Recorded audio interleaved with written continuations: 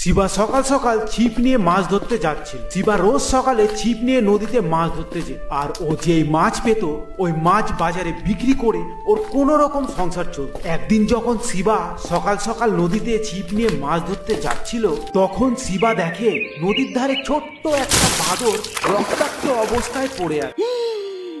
আরে এই ছোট্ট বাদরের বাচ্চাটার কি হয়েছে? মনে হচ্ছে একে জঙ্গলের কোনো পশু আক্রমণ করেছে। খুব কষ্ট পাচ্ছে এই বাদরের বাচ্চাটা। যাই তাড়াতাড়ি এই বাদরের বাচ্চাটাকে বাড়িতে নিয়ে যায়। বাড়িতে গিয়ে এর ক্ষত জায়গাটা পরিষ্কার করে ওখানে একটু হলুদ লাগিয়ে দিই, আর ওকে কিছু খেতে দেব, তাহলেই ও তাড়াতাড়ি সুস্থ হয়ে যাবে। কিন্তু ওকে কি খেতে দেব? ঘরে তো কিছুই নেই। হ্যাঁ, মনে পড়েছে, দুটো কলা আছে ঘরে। সেদিন শ্যামলাল দাদু আমায় খেতে দিয়েছিল, ওটাই দিয়ে দেব। চলো ছোট বাদর, আমার বাড়ি। তখন শিবা ওই বাদরের বাচ্চাটাকে ওর বাড়িতে নিয়ে গিয়ে ওর চিকিৎসা করে। দেখতে দেখতে বাদরের বাচ্চাটা খুব তাড়াতাড়ি ভালো হয়ে যায়। তখন থেকে শিবা ওর বন্ধুর মতন ওই বাদরকে ওর সাথে রাখতে শুরু করে। একদিন যখন শিবা আর ওর বন্ধু বাদর মাছ ধরতে নদীতে যায় আর নদীতে ছিপ ফেলে, কিন্তু সকাল থেকে বিকেল হয়ে যায়, ওরা কোনো মাছ পায় না। তখন শিবা আর ওই বাদরটা একটা গাছের তলায় গিয়ে বসে, আর শিবা চিন্তা করতে থাকে যে এইভাবে কি করে আমাদের সংসার চলবে। তখনই ওখানে ওই গ্রামের জমিদার বাবু চলে আসে আর বলে, তুমি এখানে এই বাদরটাকে নিয়ে কেন বসে আছো? জমিদার বাবু, এই বাদরটা নদীর ধারে রক্তাক্ত অবস্থায় পড়েছিল, এর জন্য আমি একে আমার বাড়িতে নিয়ে আসি। কিন্তু আমরা নদী থেকে কোনো মাছ না পাওয়ায় এই গাছের তলায় বসে বসে চিন্তা করছি যে কি করে আমাদের সংসার চলবে। তুমি খুব ভালো মনের মানুষ, তুমি কোনো চিন্তা করো না, আমি তো আছি। তুমি যদি চাও আমার বাড়িতে যেতে পারো, ওখানে তুমি সব কিছু পাবে, কাজও পাবে আমার বাড়ির ফুলের বাগানে।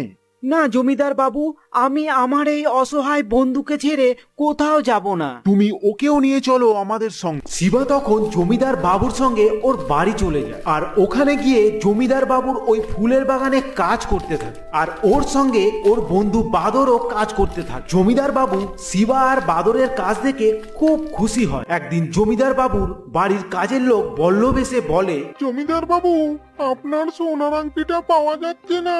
জমিদার বাবু তখন রেগে গিয়ে বাড়ির সব কাজের লোকেদের ডাকে আর বলে যে, বলো, কে আমার সোনার আংটিটা চুরি করেছো?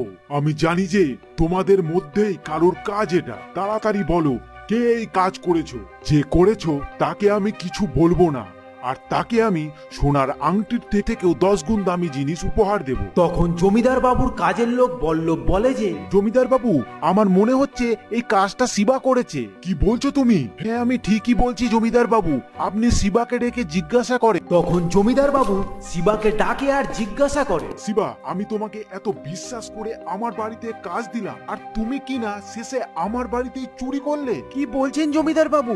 আমি তো কিছুই বুঝতে পারছি না।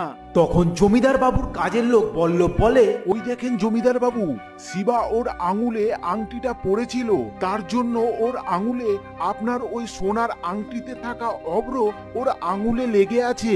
তখন জমিদার বাবু বলে, শিবা, তুমি আমার ওই আংটিটা কোথায় লুকিয়ে রেখেছো বলো। তুমি যতদিন বলবে না, আমি ততদিন তোমায় আমার ওই সুরঙ্গে বন্দি করে রাখবো। তখনই ওখানে শিবার বন্ধু বাদরটা চলে আসে আর বলে, জমিদার বাবু, আমার বন্ধু চুরি করেনি, ও নির্দোষ। চুরি করেছে আপনার ওই চাকর বল্লভ। এ কি বাদর, তুমি দেখছি কথাও বলতে পারো, কিন্তু তুমি কি করে জানলে যে বল্লভ চুরি করেছে? জমিদার বাবু, আপনার ওই ফুল বাগানে আপনার সোনার ওই আংটিটা লুকিয়ে রেখেছে, আমি নিজের চোখে দেখেছি। তখন জমিদার বাবু ফুলের বাগানে গিয়ে দেখে সত্যি আংটিটা ওখানে লুকানো আছে। কি বললো? শেষে কিনা তুমি চুরি করলে? কেন করলে চুরি বলো?